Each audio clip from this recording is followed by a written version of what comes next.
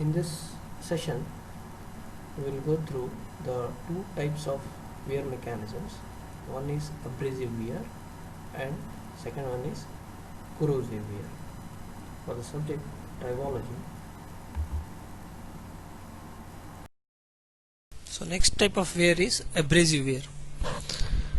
So abrasive wear is defined as the process of material removal which is caused by the hard asperities or hard particles sliding over a relatively soft surface.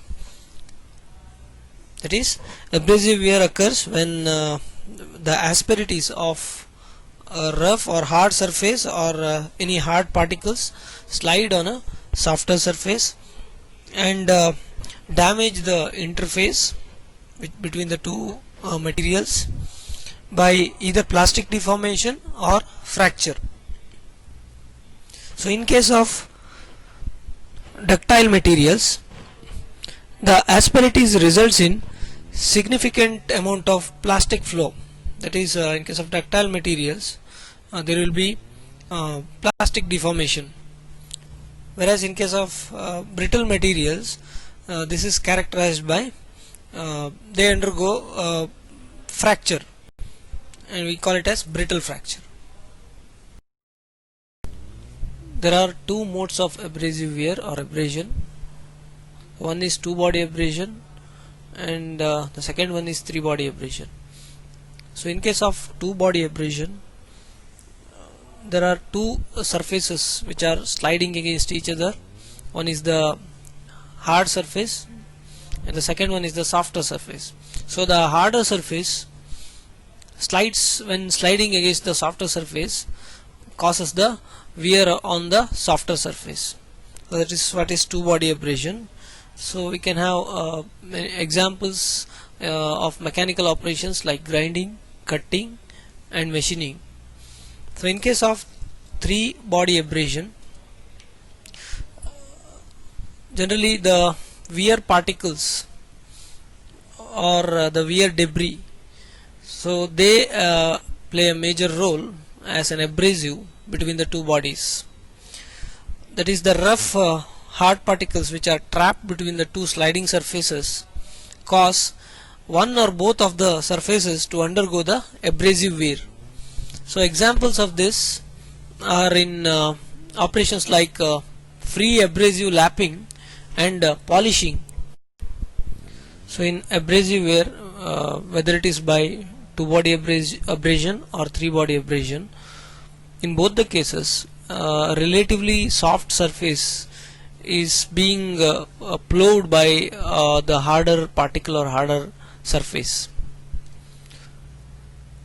So in abrasive wear situations, the material removal from the surface through plastic deformation can take place by several deformation modes, that is which are nothing but called as plowing, wedge formation and cutting. So what is plowing? As we can see from the figure, there is a hard conical material which is moved against the softer surface, and it will create a groove which is called as plowing. So the material is displaced from the groove to the side without the removal of the material, and it will form ridges on the sides. So these ridges may get flattened and may finally fracture after repeated loading and unloading cycles. And this type of plowing also causes the subsurface plastic deformation, and it may contribute to the nucleation of the cracks beneath the surface, which are subsurface cracks, or on the surface, and which eventually results in the formation of the wear particles. In the second type, that is the wedge formation mode of abrasive wear, an abrasive tip plows a groove and develops a wedge, as can be seen from the figure, on its front. This type of situation happens generally when the ratio of the shear strength of the interface when compared to the shear strength of the bulk is high, about ranges from 0.5 to 1. So the shear strength of the interface is high, then this type of deformation may happen, forming of the wedge. So in this type of situation, only some of the material is displaced to the side of the groove, and remaining the material appears as a wedge. So in cutting form of abrasive wear, an abrasive tip, as we can see from the figure, with the large attack angle, plows through the groove and removes the material in the form of discontinuous ribbon shaped particles or chips, which are similar to that produced during the metal cutting operations. So this type of situation can arise when the angle, that is the attack angle, is very large of the asperity, and it removes the material in the form of chips. So the controlling factors for all the three modes of deformation, that is plowing, wedge formation and cutting, are the attack angle or the degree of penetration of the abrasive and the interfacial shear strength of the interface. So in case of a sharp abrasive tip, there is a critical angle for which there is a transition from the mode of deformation, whether plowing or wedge formation, to the cutting mode. So in order to obtain a quantitative expression for abrasive wear for the plastic contacts in case of ductile materials, consider a simplified model in which an abrasive has a conical shape, and we can see the angle or the attack angle is theta with respect to the surface, and the dimensions, that is the depth, it is the abrasive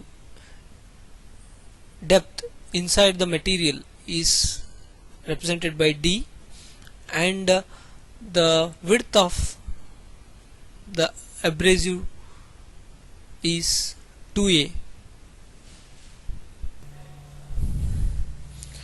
So an equation for abrasive wear can be given which is similar to the Archer's equation for in the case of adhesive wear.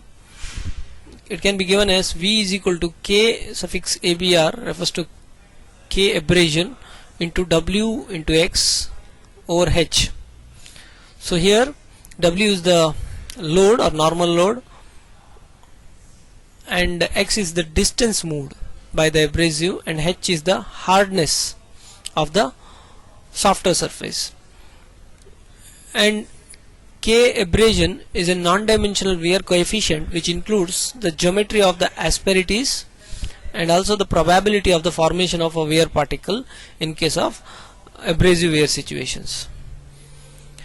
So the value of K abrasion ranges from 10 power minus 6 to 10 power minus 1 for these abrasive wear situations in which a conical asperity, which is loaded by a normal load and moved against a softer flat surface with an attack angle theta, having the width as 2a and with a depth of penetration d. So as discussed earlier, in case of abrasive wear it can involve plastic flow in case of ductile materials, and in case of some of the brittle materials like ceramics, abrasive wear leads to the fracture.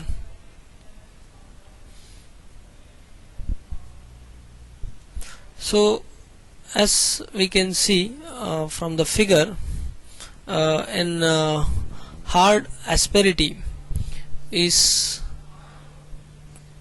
plowed against the softer surface which is a brittle material, and there will be formation of cracks which we call lateral cracks, which will occur beneath the surface, or subsurface cracks will be formed, and also it may lead to the median cracks, the vertical cracks. So these cracks will finally eventually, after some time, some cycles of operation, will reach the surface and fracture takes place. So at low loads, a sharp asperity causes only the plastic deformation which results in the wear, but above the threshold load, which is actually proportional to the brittleness index of the material, so wear occurs by lateral cracking, and the material removal may take place. So the wear particle is generated due to the brittle fracture. It's actually caused by the initiation of the cracks and this propagation of the cracks up to the surface. Next is corrosive wear. Corrosive wear takes place when there is some chemical action on the surfaces, that is corrosion, as well as there is a mechanical action, that is sliding. So the fundamental cause of corrosive wear is chemical reaction between the material and some corroding medium. That corroding medium can be some chemical agent, or even the lubricant, or even the air. So corrosive wear is important in many of the industries like mining, mineral processing, chemical processing, and slurry handling. Stages of corrosive wear. So in the beginning, the surfaces chemically interact with the environment, and then some reaction product will be formed on the surfaces. So like example, the rust formation, in which the iron oxide is formed on the surfaces, or it may be also some sulfides or chlorides which may be formed on the surfaces, and due to the rubbing action or sliding, this films which are formed on the surfaces will be removed, or wearing of this film. So Archer in 1980 has given a simple equation for this corrosive wear, which is given by the rate of wear, that is the volume of the wear per unit sliding distance, is given by V is equal to K into W by H. So where K refers to the coefficient or wear coefficient for the corrosive wear, W is the load, and H is the hardness. So corrosion can actually take place because of the chemical or electrochemical interaction of the interface with the environment. So again, chemical corrosion it takes place in a highly corrosive environment, and it generally increases with the temperature as well as the humidity. references. These are the references which I have referred to, and I acknowledge all such references.